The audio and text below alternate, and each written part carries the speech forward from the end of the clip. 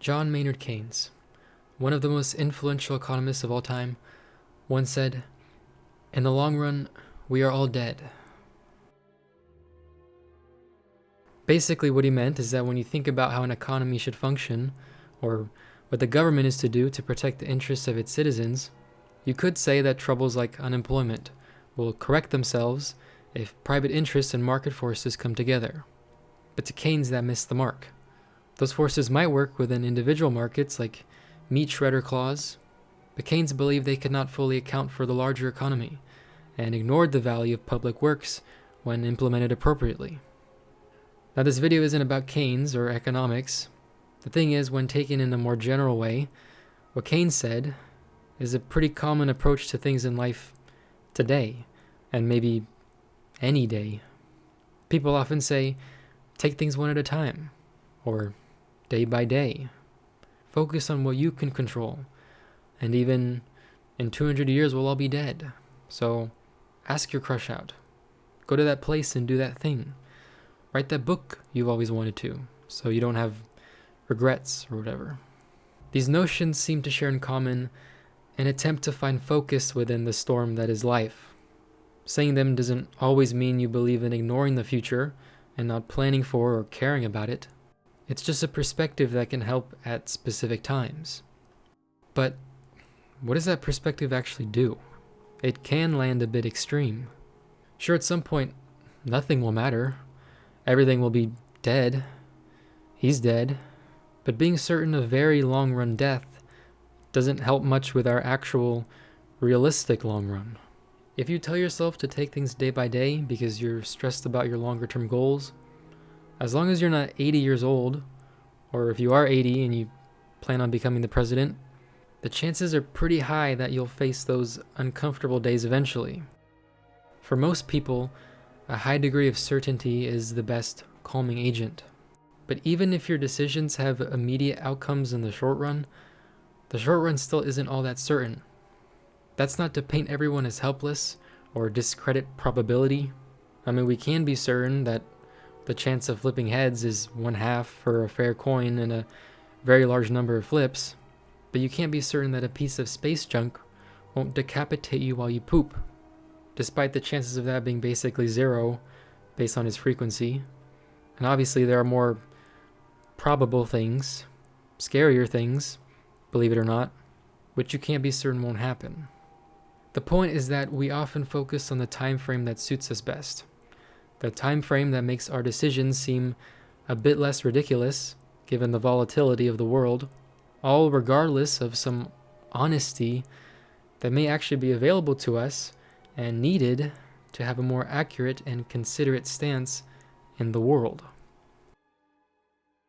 For example, if you're deathly afraid for a school presentation, you might tell yourself that even in just 100 years, give or take, no one will be alive to care about how it goes. So if you screw up, it sucks, but it's not that big of a deal. However, when it's your turn to go, and your teacher looks at you with a face that says, "My soul feeds off of your suffering," 100 years from now could not matter any less.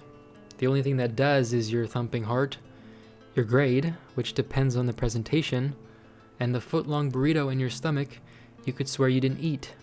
Being nervous doesn't have to be a bad thing. You could take that feeling and channel it into some kind of stimulant that keeps you present and focused. And public speaking classes will usually teach you this in the form of mental grounding. That includes deep breathing, observation of your body, sensations and sounds, so that when you go up to talk, your focus is on your work, nothing else. It does not involve thinking about the day when your last classmate alive finally keels over. To actually not be nervous, if you are the type, you really just need more experience with presentations, as well as enough preparation so that your probability of success is higher. Again, there is no certainty to truly calm you. Now, maybe the macabre 100 years of death fantasy does help, but there is a reality that if you want to pass the class, you have to do the presentation. And if you want a good grade, you kinda have to care about it. It can matter. Unluckily for those with the power to summon the stomach burrito, school presentations are just one of many things which keep nerves nerving. The world has many other tools. Conflict is plentiful. Tension, which will become conflict, is too. War on, war off. Hate on, hate off. What is even happening on? What is even happening off? You know.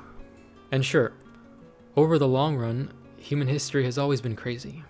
But at the same time, it hasn't. There has always been new change without precedent, but each new change still doesn't have a precedent.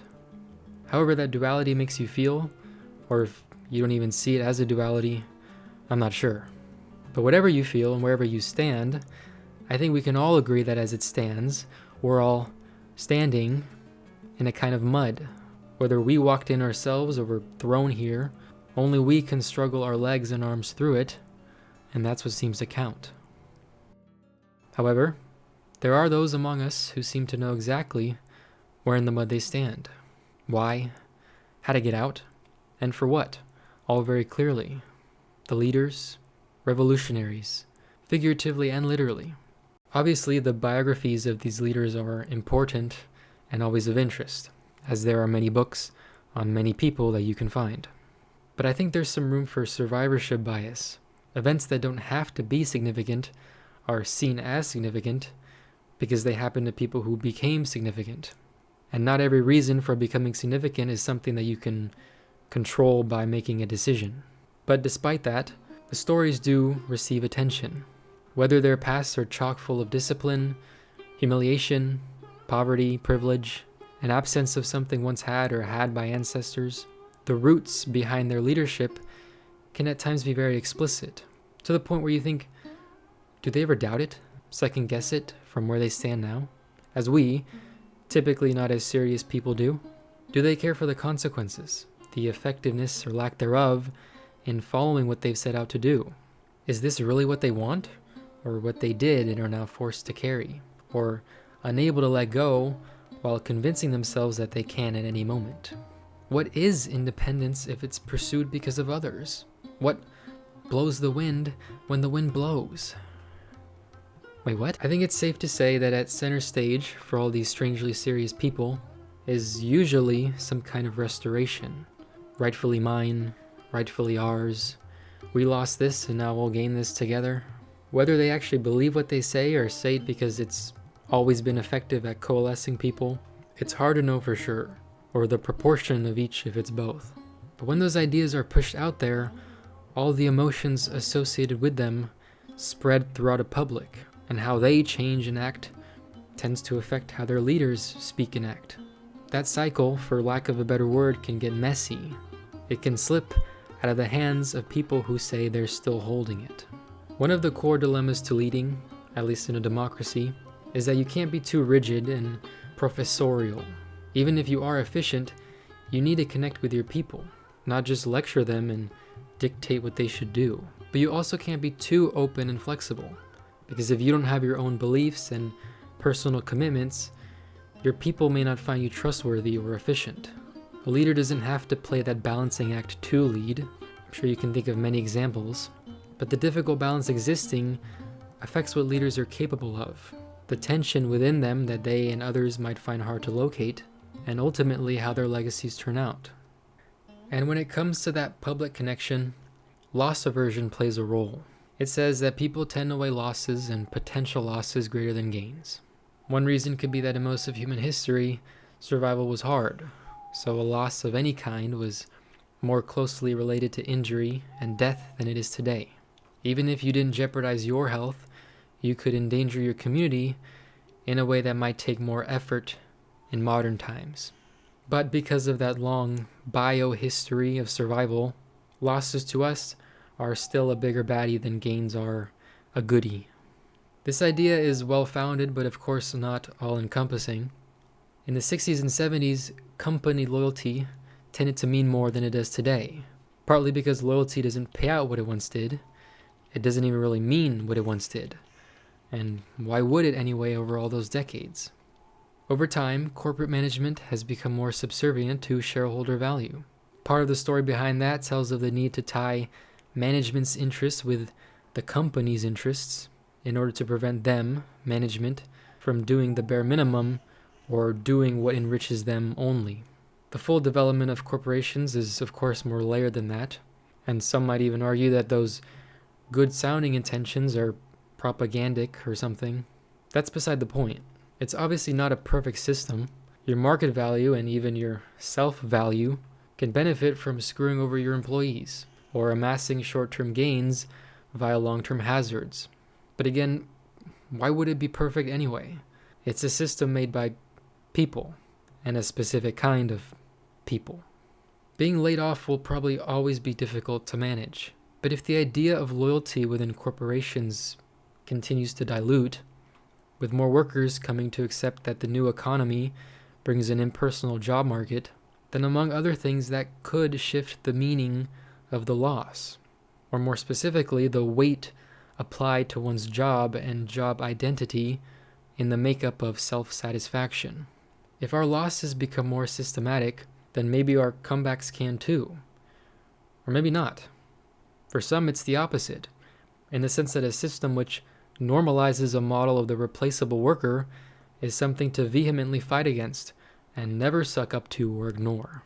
But in a more abstract sense, if you could someday live entirely on your own, with some replicating technology, a robot babe or stud for, people will probably still have family ties and friends, but will they mean the same thing that they do today? Will they be as fragile? What can be justified then if they don't or aren't? I guess we'll just have to wait and see. Oh yeah, probably not. Thanks for the reminder, Keynes, I guess. For the leader, the meaning of a loss changing can be destabilizing to their rule. But today at least, basically everyone is emotionally tied to losses, and leaders use that to their benefit because after all, they lose too. It makes a lot of sense to build a movement on regaining something because 1, no one wants to feel like they're shrinking, and 2, at some point, promises of a good future become weak. Here we have a choice of perspective.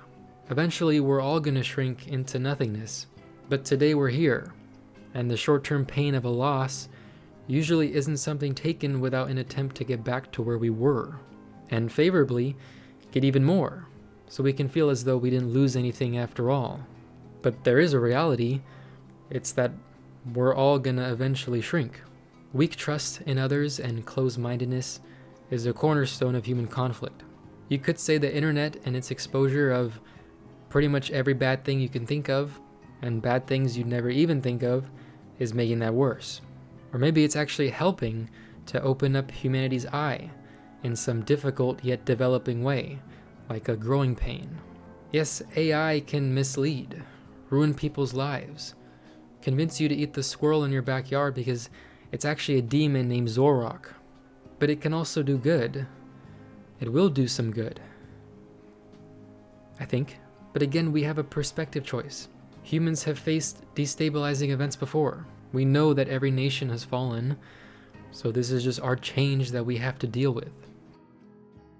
You might be wondering why I haven't actually looked at a real leader, where they come from, who they are and who they say they are, and what they might really want. That's because I'm not sure we can get much out of that.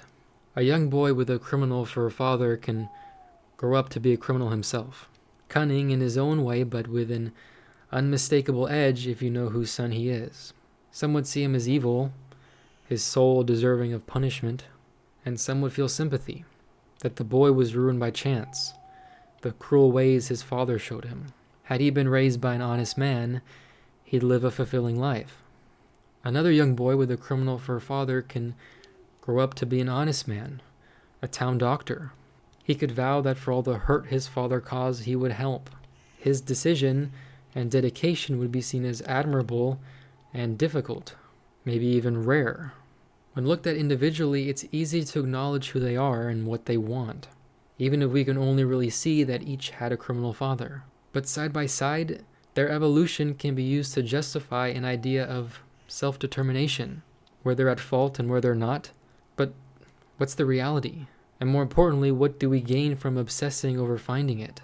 Both boys can, as adults, come to the conclusion that their father influenced them. So what about their outcomes? Was it their mother, siblings, friends, timing, location, biology, a bit of everything, something intangible and willful that should be championed for one and eradicated in the other? And if we figure it out, then what do we do?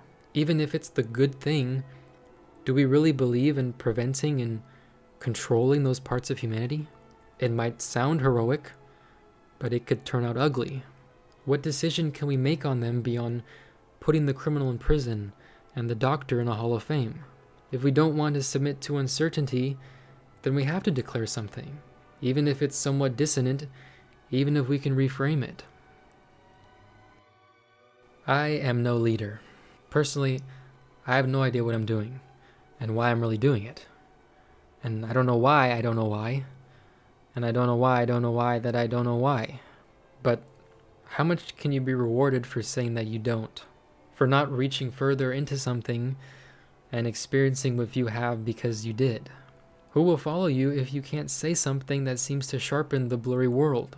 How can they see you if you don't? And once you pick that path, even if it's crumbling and the adjacent waves are crashing higher, there's not much good doubting or stopping will do you.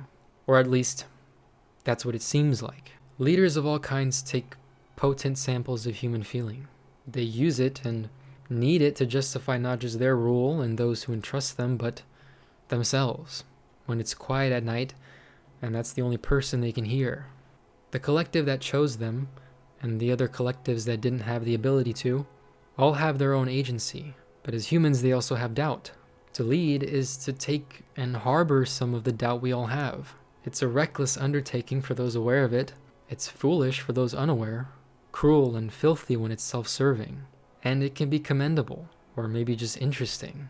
A reminder to humans of the different ways they can extend themselves. That, despite being in large numbers, socially intertwined, stuck together throughout panics and triumph, somehow with persistent sentiment for it all, just how lonely a species they can be in spirit. I don't know about you, but I can live with that. Look, man, I get it. Seriously. Jeez. The way I think about it, who's better suited to this planet than creatures who look at a rock and say, "That's pretty cool." That is pretty cool.